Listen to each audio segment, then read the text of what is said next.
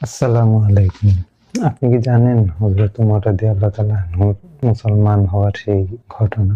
কি হয়েছিল সেদিন? কিভাবে তিনি ইসলাম ধর্ম গ্রহণ করেছেন? আজকের ভিডিওতে আমরা সেই সম্পর্কেই জানার চেষ্টা করব ইনশাআল্লাহ।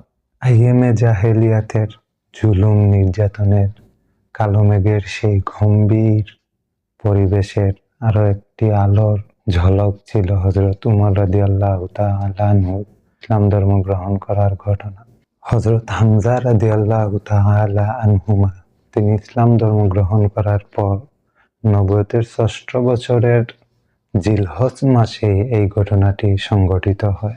নবী করিম সাল্লাল্লাহু আলাইহি ওয়াসাল্লাম আল্লাহর কাছে দোয়া করেছিলেন, হে আল্লাহ, তোমার কাছে উমর এবং আবু জাহেলের মধ্যে যাকে অধিক পরিমাণে পছন্দ হয় তাকে তুমি ইসলামের জন্য কবুল করো এবং তার মাধ্যমে ইসলামকে শক্তিশালী করে দাও। নবী করিম সাল্লাল্লাহু আলাইহি ওয়াসাল্লাম যখন যেই দোয়া করেন আল্লাহ সাথে সাথেই সেই দোয়া কবুল করে নেন।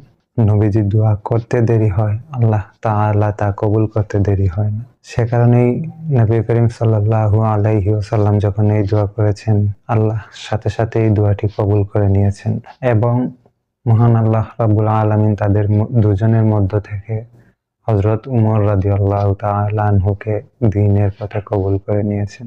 ইতিহাসবিদরা লিখেছেন মহান আল্লাহ রাব্বুল আলামিন আবু জাহেলকে না বাছাই করে উমর রাদিয়াল্লাহু তাআলা আনহুকে কেন ইসলামের পথে আনলেন? এর অনেকগুলো কারণের মধ্যে অন্যতম একটি কারণ হচ্ছে আবু জাহেলের মধ্যে এমন কিছু আচরণ, এমন কিছু খাসলত ছিল যেগুলো আল্লাহ রাব্বুল আলামিন পছন্দ করতেন না। আর উমর রাদিয়াল্লাহু তাআলা আনহুর ভিতরে এমন কিছু খাসলত ছিল, এমন কিছু স্বভাব ছিল, এমন কিছু গুণ ছিল যেগুলো আল্লাহ রাব্বুল আলামিনের কাছে খুবই পছন্দনীয় ছিল, খুবই ভালো ছিল।